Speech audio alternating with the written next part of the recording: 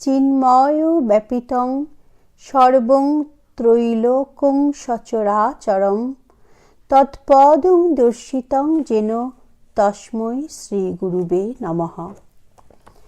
শ্রীমৎ স্বামী সেবানন্দ সরস্বতী মহারাজজির চরণে জানাই শতকোটি প্রণাম। আমার গুরু স্বামী সেবানন্দ সরস্বতী মহারাজজির সেবানন্দের নিবেদন নামক গ্রন্থের চতুর্থ খণ্ড থেকে আমি এখন পাঠ করে শোনাব। রজ্জু তারা।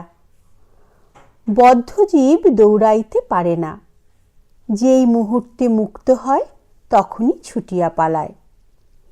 আবার আদ্যাশক্তি মহামায়া যে রজ্জু দ্বারা জীবকে বদ্ধ করিয়া রাখিয়াছে, অজ্ঞান রজ্জু, তাহার খেলটা উল্টা। বদ্ধ অবস্থায় জীব ছুটিয়া বেড়ায়, আর যেই মুহূর্তে মুক্ত হইয়া যায় জ্ঞান অবস্থায় অমনি শান্ত হইয়া যায়, তখন আর ছুটিতে পারে না। বাণী। প্রারব্ধ পুরুষকার দ্বারা করা যায়, কিন্তু উৎকট প্রারব্ধ ভোগ ছাড়া খণ্ডন নাই।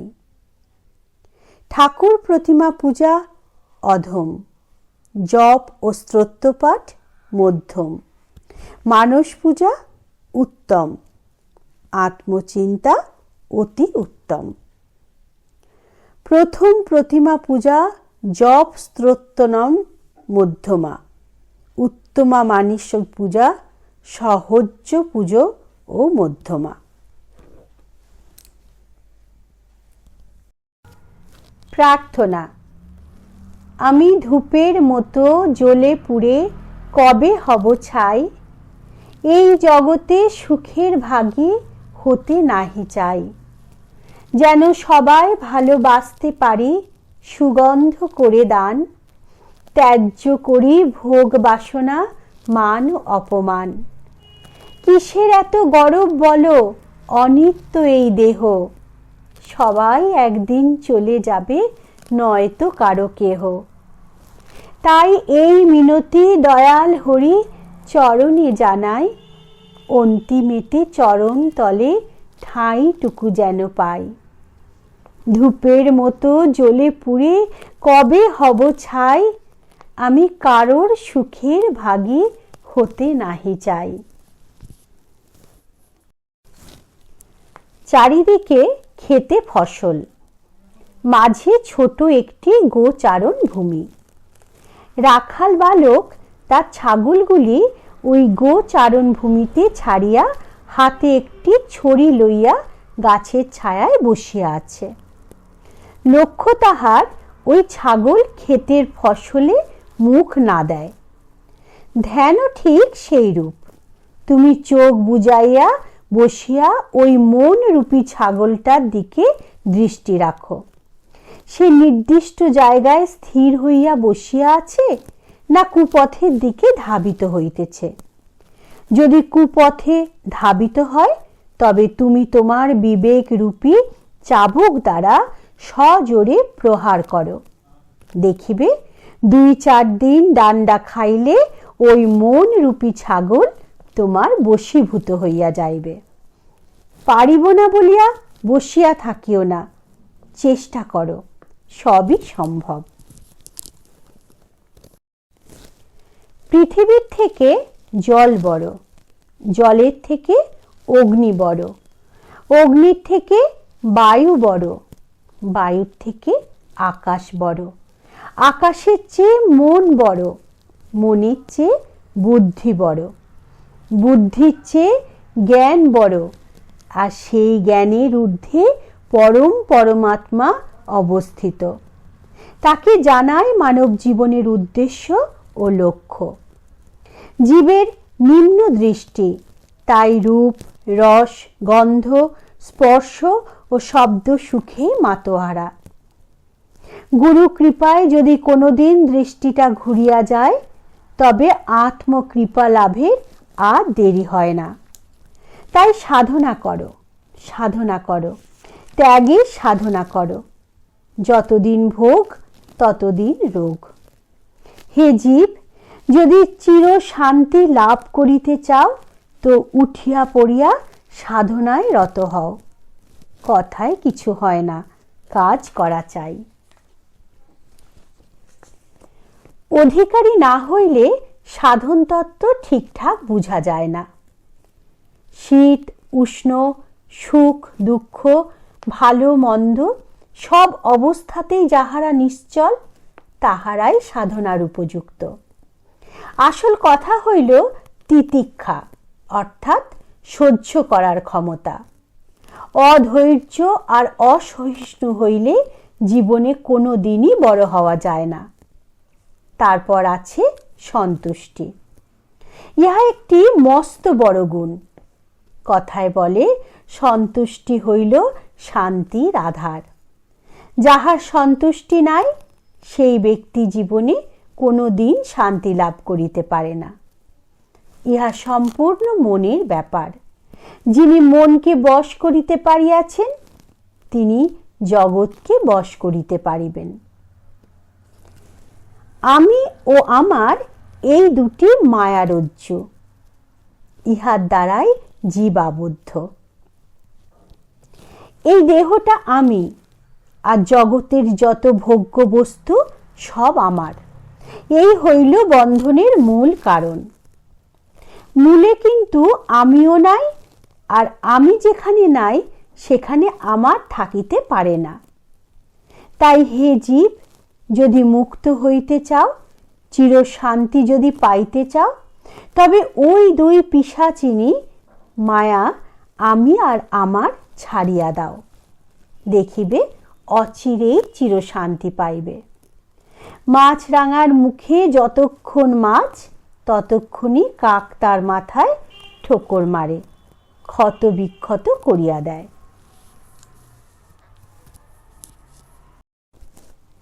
সকলকে ফাঁকি দিবে কদাচ, নিজেকে ফাঁকি দিও না। তুমি কি তা তুমি নিজে ভালোভাবেই জানো। অন্তর বাহির এক করো, দেখবে শান্তি পাবে। পুণ্যের কথা সকলকে বলে বেড়াও, কই পাপের কথা তো বলো না। পুণ্যের কথা বলে বেড়ালে পুণ্যের ক্ষয় হয়, পাপের কথা বলে বেড়ালে পাপের ক্ষয় হতো। একটিবার ভেবে দেখো তুমি কোনটি করো। রামচন্দ্র হলেন মর্যাদা পুরুষোত্তম। রামায়ণ পড়লে আচরণ শুদ্ধ হয়। আচরণ শুদ্ধ হলে অন্তঃকরণ শুদ্ধ হয়, আর শুদ্ধ অন্তঃকরণেই ঈশ্বরের বাস। তাই কথায় বলে, রামচন্দ্র যা করেছেন তাই করো, আর শ্রীকৃষ্ণজি যা বলেছেন তাই মানো। রামচন্দ্র হলেন সূর্য বংশীয়, তাই দিনে আগমন, আর শ্রীকৃষ্ণ হলেন চন্দ্রবংশীয়, তাই রাতে আগমন। রামচন্দ্র কামরূপ শত্রু রাবণকে ধ্বংস করেন। শ্রীকৃষ্ণ ক্রোধের প্রতীক কংসকে বধ করেন। কাম, ক্রোধ, লোভ এই তিন মহাশত্রু মানব জীবনকে ক্ষত বিক্ষত করে দিতেছে। এদের হাত থেকে মুক্তি পেতে হলে সাধনার বিশেষ প্রয়োজন। বুঝিতে পারি না তোমার মহিমা, ওগো ত্রিভুবনপতি। জ্ঞানহীন আমি অতি দুরাচারী, সদাই কুকাজে মতি। শয়নে স্বপনে কিবা জাগরণে, সাথে থাকো তুমি মোর। তোমার পরশে হৃদয় আকাশে, টুটে যাক মোহডোর। জ্ঞান বুদ্ধি বিবেক জাগাও সদা, ফুটে উঠুক অনির্বাণ জ্যোতি। শত কাজের মাঝে ওঘো মোর প্রভু, তবু চরণেতে দিও মোর মতি। কবিতা। দয়াল রে তোর লীলা বোঝা ভার, বাপ থাকিতে বেটা মরে, এ কেমন বিচার। দয়াল রে তোর লীলা বোঝা ভার। ক্ষুধা নাই যার ঘরে অন্ন, ক্ষুধার্ত ভুখে মরে। অপরাধী যারা আবার তারাই বিচার করে। সত্য কথা বলা এখন বড়ই অপরাধ, দয়াল রে তোর লীলা বোঝা ভার। পুলিশ আজি চোরের দালাল, মদ্যপ চরিত্রহীন, দেশ যাচ্ছে রসাতলে। দেখছি দিনের দিন বিচারক আজ অবিচারী, আচার্যের নাই আচার, দয়াল রে তোর লীলা বোঝা ভার। সুখ এবং দুঃখ দুই ভাই, একে অপরকে ছাড়া থাকিতে পারে না। কিন্তু মানুষ সুখ চায়, দুঃখ কেহ চায় না। তাই যেখানে সুখ সেখানে দুঃখ থাকিতে পারে না। পৃথিবীতে বেশিরভাগ মানুষ সুখের সময় চরম ভোগে লিপ্ত হয়ে যায়। তারা একটি বারও চিন্তা করে না যে ভোগের পর যাহা ঘটে তাহাই ভোগান্তি। এই ভোগান্তির কবলে পড়ে বাকি জীবনটা চরম দুঃখ ভোগ করে, কোনোভাবেই রেহাই পায় না। কিন্তু বিচক্ষণ মানুষ যারা, তারা সুখ ও দুঃখকে সমান চোখে দেখে। সুখের সময় দুঃখকে ভুলে না, ভোগ করে কিন্তু বুঝে সুঝে। ফলে দুঃখ কখনোই তাদের প্রতি রুষ্ট হয় না, চিরশান্তি লাভ করে। অহংকার রহিত, অবিবেক শূন্য, আসক্তি দোষ জয়ী, পরমার্থ জ্ঞাননিষ্ঠ, বাসনা বর্জিত, সুখ দুঃখ রূপ দ্বন্দ্ব হইতে বিমুক্ত, অজ্ঞান শূন্য বিবেকী ব্যক্তিগণই পরম ব্রহ্মপদ প্রাপ্ত হন, যাহাকে লাভ করিলে সংসারে আর পুনর্জন্ম হয় না।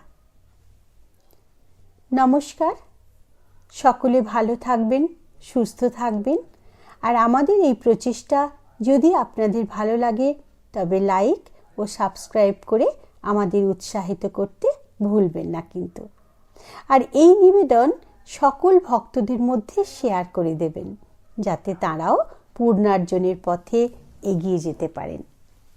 জয় গুরু।